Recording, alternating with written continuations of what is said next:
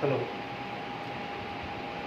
this is my 14th lecture for the session 2.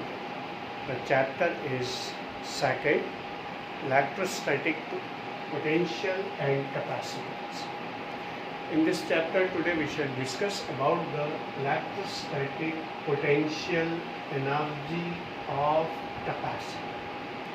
In electrostatic potential energy we know that when we give a certain charge to the capacitor, then a work is done in the process of charging the capacitor, and this work done is stored in the capacitor in the form of potential energy called electrostatic potential energy of the capacitor.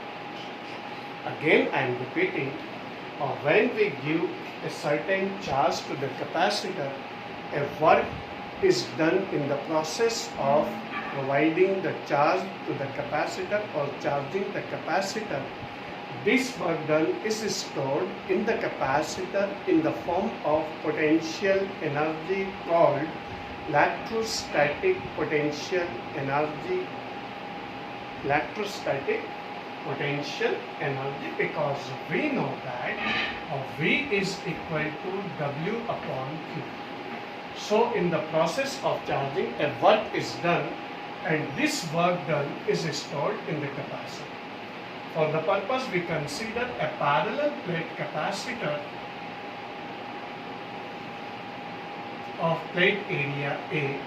Separation of plates is D, and the charge of first plate is plus Q and charge of second plate is minus Q. This is value of plus Q. This is the total charge of the capacitor. We already have discussed that the total charge of capacitor is plus Q because we provide the capacitor plus Q charge from external source. So this is the value of Q. Now, a work is done in the form of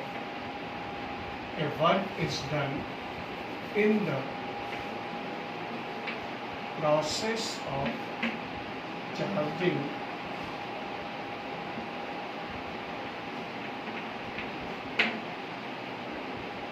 a capacitor which is stored in the capacitor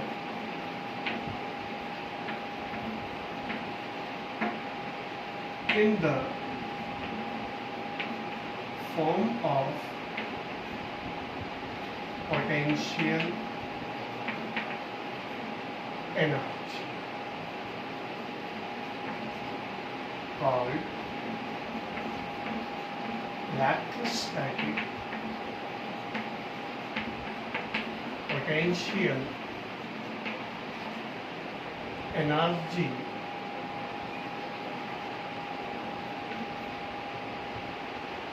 electrostatic potential energy of the capacitor.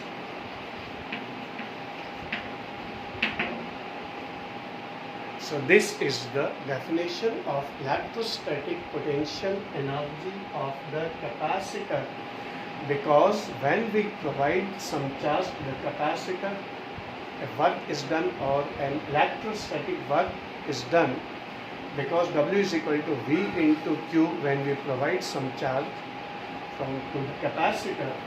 This work done, work is done, and this work done is called electrostatic potential energy. Consider a capacitor of plate area A.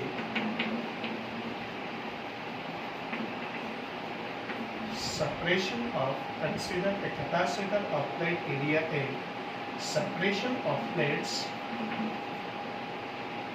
is D, and it is given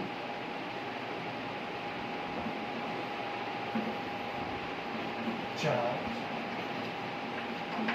from 0 to Q. Okay.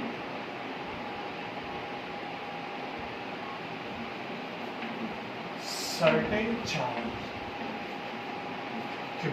This Q is greater than 0 and less than capital. At certain charge Q, the potential of the capacitor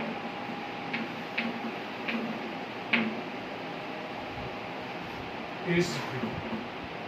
Then we know that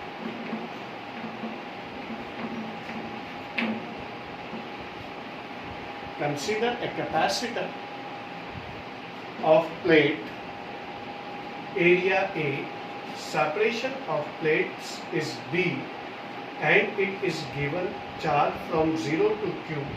At certain charge small q, this is less than capital Q and greater than 0, and the potential of the potential of the capacitor is V. Then we know that V is equal to dW upon dQ. On providing the dQ charge, the work done is dW at the certain potential. So dW is equal to V dQ, and dQ is the certain small amount of charge by which the change in potential is negligible. So work done in charging the capacitor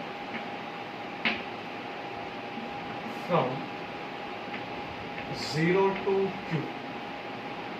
W is equal to integral 0 to Q V dQ, and we know that V is equal to Q by C by the definition of capacitance.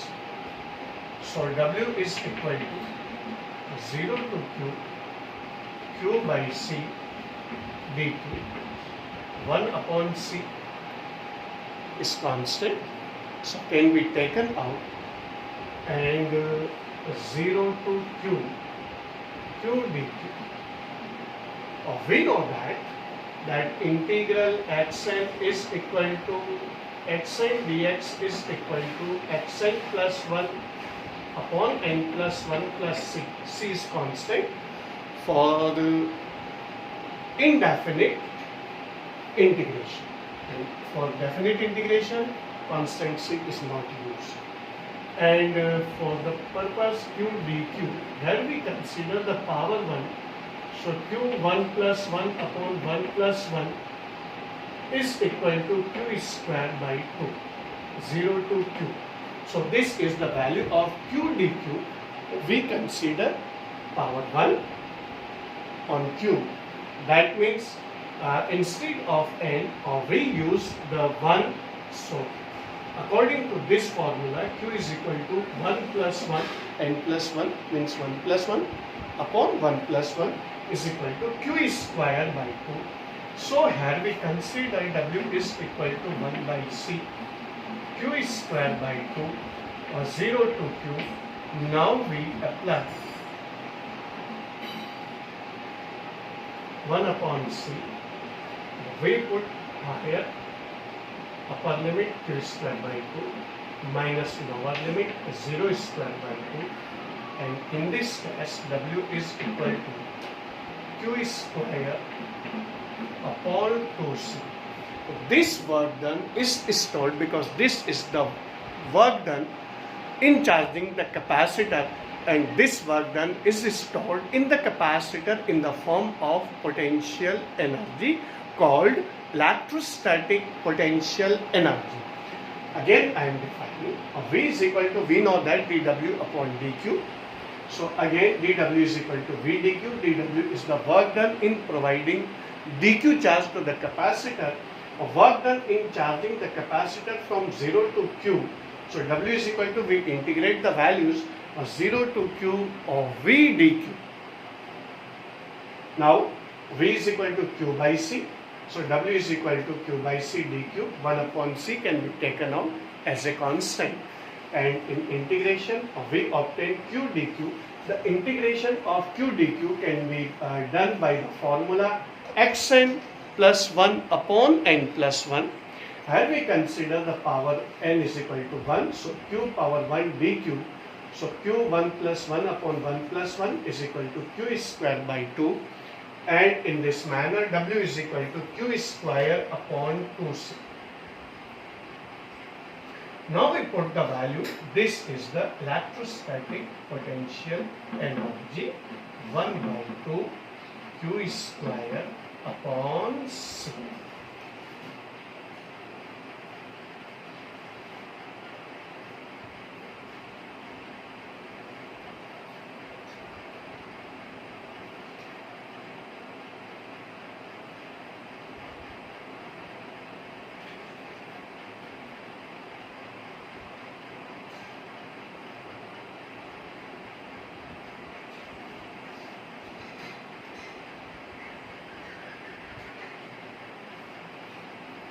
Now we obtain the other forms of electrostatic potential energy, and for the purpose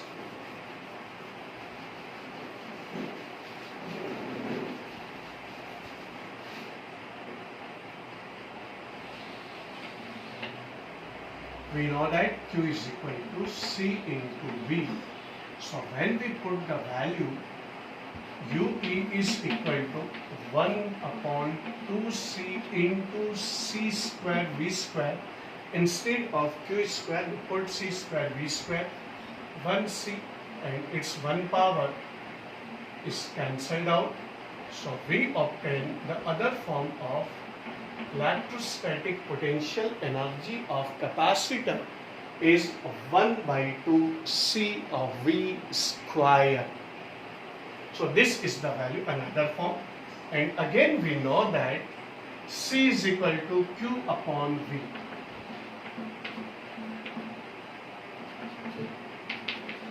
So UE is equal to 1 by 2 or Q square by 2 into, instead of C we put Q upon V. Q and this 1 power is cancelled out. So other form of will be obtained U 1 by 2 Q of V.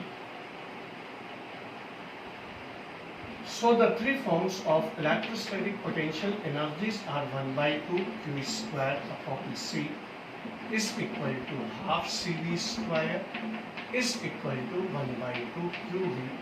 These are the three different forms of electrostatic, or three different expressions of electrostatic potential energy of the capacitor.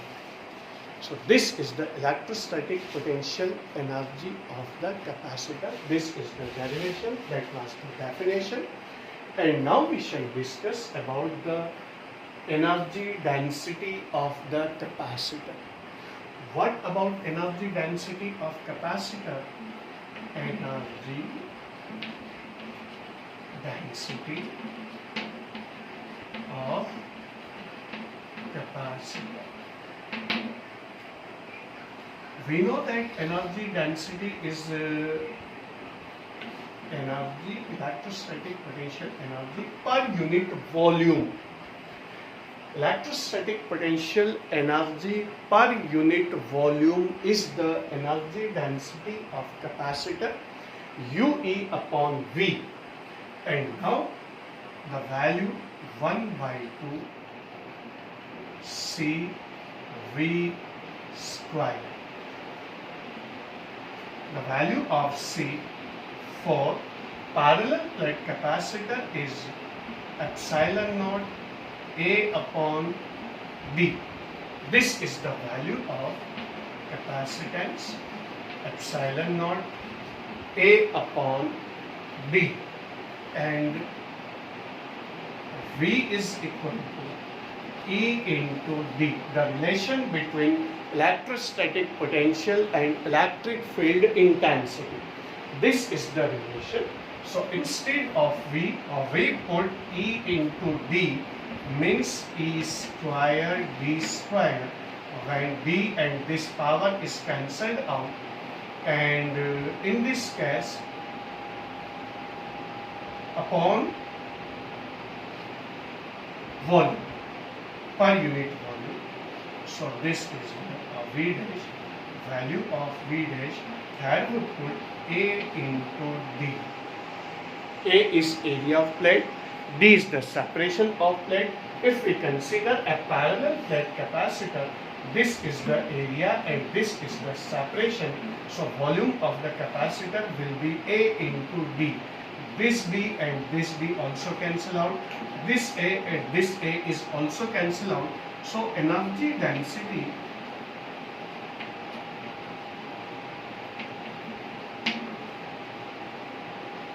of parallel plate capacitor will be is equal to 1 by 2 epsilon naught E square.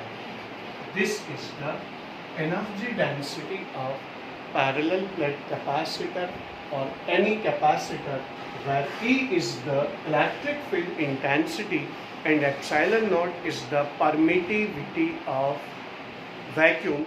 And if we consider a certain medium, we can use epsilon naught K. K is dielectric constant of the medium. So this is all about the energy density of capacitor.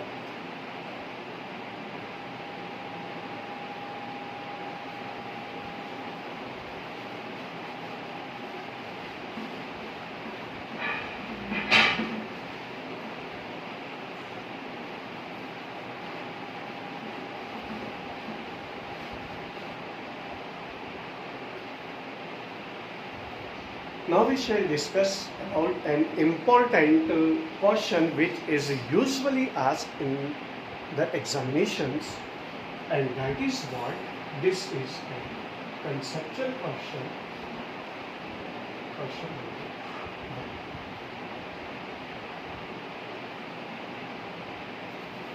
Work done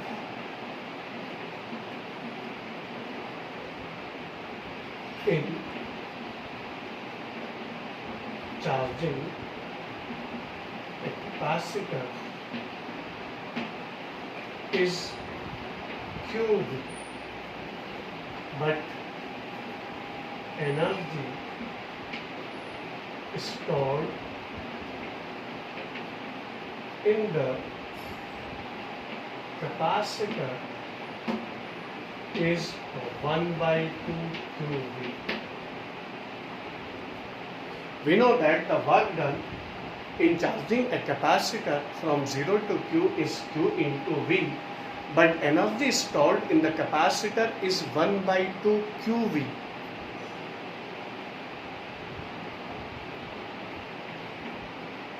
Is it violation of law of conservation of energy?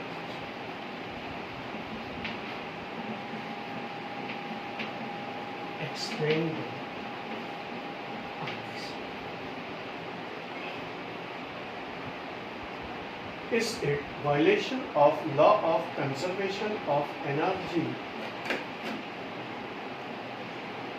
So the answer is, we know that V is equal to W upon Q, means W is equal to VQ. This is the work done in charging the capacitor.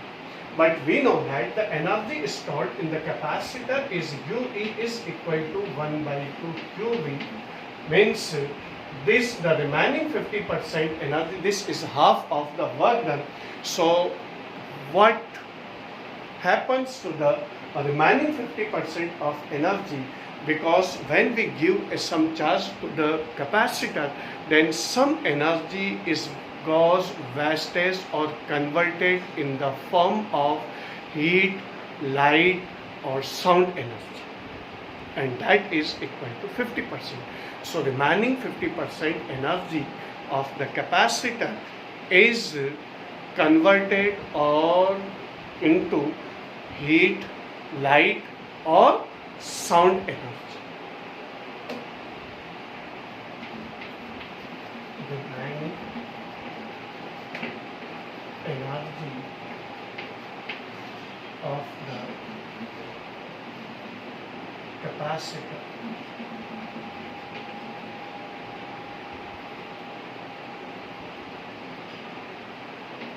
is converted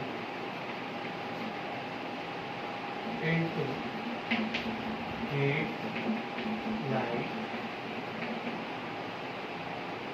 or sound